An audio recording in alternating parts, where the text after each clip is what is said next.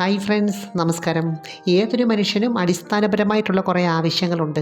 ഇപ്പോൾ ഏത് കാര്യം ചെയ്യുമ്പോഴും അതനുസരിച്ചുള്ള ഊർജം പ്രവർത്തിക്കേണ്ടതായിട്ടുണ്ട്.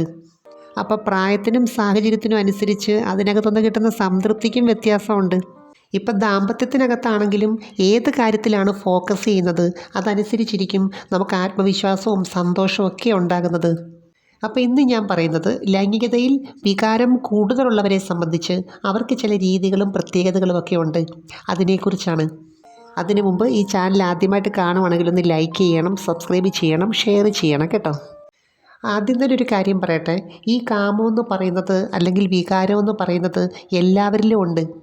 അത് പ്രകൃതിയാൽ തന്നെയുള്ള കാര്യമാണ്. പക്ഷേ ചിലർക്ക് അത് കുറച്ച് കൂടുതലാണെന്ന് മാത്രം. തന്നെയല്ല, ഓരോരുത്തരും അവരുടേതായിട്ടുള്ള രീതിയിലും സാഹചര്യത്തിലുമൊക്കെയാണ് അതിനെ നോക്കിക്കാണുന്നതും ആസ്വദിക്കുന്നതും.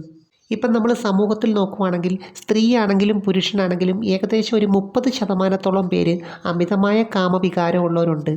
എന്നാൽ മിക്കവാറും എല്ലാവർക്കും തന്നെ അതിനെ കൈകാര്യം ചെയ്യാനും നിയന്ത്രിക്കാനും ആസ്വദിക്കാനും എല്ലാത്തിനും ഉള്ളൊരു മൈൻഡ് സെറ്റ് ഉണ്ട്. ഇപ്പോൾ രണ്ട് വ്യക്തികൾ തമ്മിൽ ബന്ധപ്പെടുമ്പോൾ അതിനകത്ത് വിജയമെന്ന് പറയുന്നത് തന്നെ പരസ്പരം മനസ്സിലാക്കലാണ്. എന്നുവെച്ചാൽ അവരുടെ വികാര വിചാരങ്ങളെപ്പറ്റി കൂടുതലായിട്ട് അറിയണം. എന്തിനാണ് പങ്കാളി കൂടുതൽ പ്രാധാന്യം കൊടുക്കുന്നത്, ഏത് രീതിയോടാണ് കൂടുതൽ ഇഷ്ടം, എന്ത് ചെയ്യുമ്പോഴാണ് കൂടുതൽ സംതൃപ്തിയും സന്തോഷവും ഒക്കെ കിട്ടുന്നത്. പ്രത്യേകിച്ചും ഈ വിഭാഗത്തിലുള്ള സ്ത്രീകളെ സംബന്ധിച്ച് അവർക്ക് അവരുടേതായിട്ടുള്ള ചില പ്രത്യേകതകളുണ്ട്. ശാരീരികമായിട്ടും ഉണ്ട്, മാനസികമായിട്ടും ഉണ്ട്. അതുകൊണ്ട് തന്നെ അവരുടെ പങ്കാളി കുറേ കാര്യങ്ങൾ ഇതിനകത്ത് മനസ്സിലാക്കേണ്ടതായിട്ടുണ്ട്. ഈ കാമം കൂടിയവരിൽ തന്നെ രണ്ട് വിഭാഗത്തിലുള്ളവരുണ്ട്. ഒന്നാണെങ്കിൽ പെട്ടെന്ന് ശമനം കിട്ടുന്നവർ. അവർക്കാണെങ്കിൽ സംതൃപ്തി കിട്ടാൻ അധിക സമയമൊന്നും വേണ്ട. പക്ഷേ ഏതെങ്കിലും ഒരു വെറൈറ്റി രീതി വേണം. അതിനോട് അമിതമായ താല്പര്യമുണ്ട്. എന്നാൽ ചിലരങ്ങനല്ല, അവർക്ക് കുറേ സമയം വേണം. ഇതിനകത്ത് വ്യത്യസ്ത രീതികളൊക്കെ അവർ ആസ്വദിക്കാറുമുണ്ട്. തന്നെയല്ല, ഒന്നിൽ കൂടുതൽ രതിമൂർച്ചയുണ്ടെങ്കിലേ പൂർണ്ണ സംതൃപ്തി കിട്ടത്തുള്ളൂ.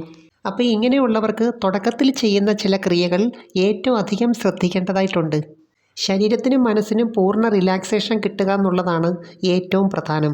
അതുപോലെ ഇതിനു വേണ്ടിയുള്ള മാനസിക സാഹചര്യം ഒരുക്കാൻ വേണ്ടി നമ്മളുമായിട്ട് ബന്ധപ്പെട്ടിട്ടുള്ള എല്ലാ ഫയലുകളും അവിടെ ക്ലോസ് ചെയ്യണം.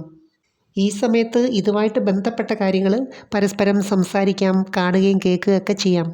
കാരണം രണ്ടു പേരുടെയും മെൻ്റൽ ബോഡിയിൽ ഇതുമായിട്ട് ബന്ധപ്പെട്ട ഊർജം വന്ന് നിറയേണ്ടതായിട്ടുണ്ട്.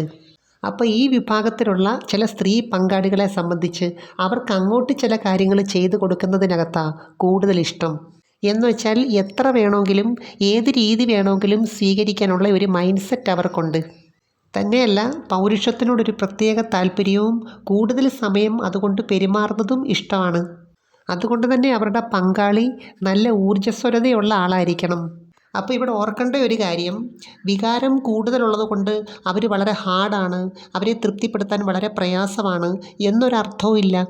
അപ്പോൾ ആദ്യത്തെ കുറച്ച് സമയം പുരുഷൻ അവൻ്റെ സംതൃപ്തി നോക്കാതെ ഫോർപ്ലേക്ക് കൂടുതൽ പ്രാധാന്യം കൊടുക്കണം. കാരണം സ്ത്രീകളെ സംബന്ധിച്ച് അവർ ശരിക്കും ഈ ഒരു മൂഡിലേക്ക് വരാൻ കുറച്ച് സമയമെടുക്കും. അപ്പോൾ ഈ സമയത്ത് ആ ഒരു യുക്തി പ്രയോഗിക്കാത്തതാണ് പല ബന്ധത്തിനും ഒരു സംതൃപ്തി കിട്ടാത്തത്.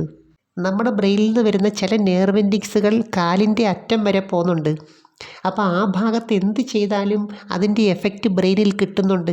അപ്പോൾ ഈ സമയത്ത് നമ്മൾ ചെയ്യുന്ന ചില കാര്യങ്ങൾ തികച്ചും വ്യത്യസ്തമായിരിക്കണം. അപ്പോൾ ഈ സമയം കൈയും വിരലുകളും മാത്രം പോരാ, മുഖവും നാവും ചുണ്ടും പല്ലും ഒക്കെ ഉപയോഗിക്കേണ്ടതായിട്ടുണ്ട്. അപ്പോൾ ഇവിടെ ഓർക്കേണ്ട ഒരു കാര്യം, രണ്ട് വ്യക്തികൾ തമ്മിൽ ഒരു കാര്യം ഷെയർ ചെയ്യുമ്പോൾ രണ്ടു പേർക്കും ഒരുപോലെ ഇഷ്ടമുള്ളതായിരിക്കണം. എങ്കിൽ മാത്രമേ പോസിറ്റീവായിട്ടുള്ള ഒരു കെമിസ്ട്രി അവിടെ വർക്കൗട്ട് ചെയ്യത്തുള്ളൂ. തന്നെയല്ല, ഇതുമായിട്ട് ബന്ധപ്പെട്ട പല ഹോർമോണുകളും സെക്രീറ്റ് ചെയ്യത്തുള്ളൂ. എന്ന് വെച്ചാൽ മാറിടത്തിൽ ചില ക്രിയകൾ വേണം എന്നാഗ്രഹിക്കുന്ന ഒരു സമയമുണ്ട്. ആ സമയത്തത് കിട്ടണം. അതുപോലെ തന്നെ ചുംബനങ്ങളാണെങ്കിലും ചില സമയത്ത് വളരെ പവർഫുള്ളാണ്.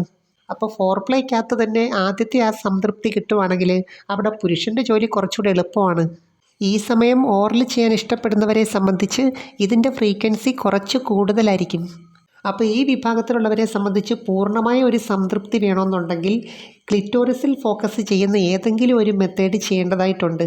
ഇതിനകത്തൊക്കെ തന്നെ ഒരു പോസിറ്റീവ് വൈബ് അവിടെ ഉണ്ടാകണമെങ്കിൽ രണ്ട് വ്യക്തികൾ തമ്മിൽ ഒരു അടുപ്പവും സ്നേഹവും ആകർഷണവും ഒക്കെ വേണം. അതുപോലെ സ്ത്രീകളെ സംബന്ധിച്ച് ലാസ്റ്റ് സ്റ്റേജിൽ കുറച്ചൊരു ഏകാഗ്രത വേണം. എങ്കിൽ മാത്രമേ മറ്റൊരു ലോകത്തേക്ക് പോകാൻ പറ്റത്തുള്ളൂ. എന്ന് വെച്ചാൽ ഈ സമയത്ത് ശരീരത്തിൻ്റെ മുഴുവൻ നാഡീഞരമ്പുകളും കേന്ദ്രീകരിക്കുന്ന ഒരു സ്ഥലമുണ്ട്. അത് ബ്രെയിൻ പൂർണ്ണമായിട്ടും അക്സെപ്റ്റ് ചെയ്യണമെന്നുണ്ടെങ്കിൽ അവിടെ ഒരു സൈലൻസ് വേണം.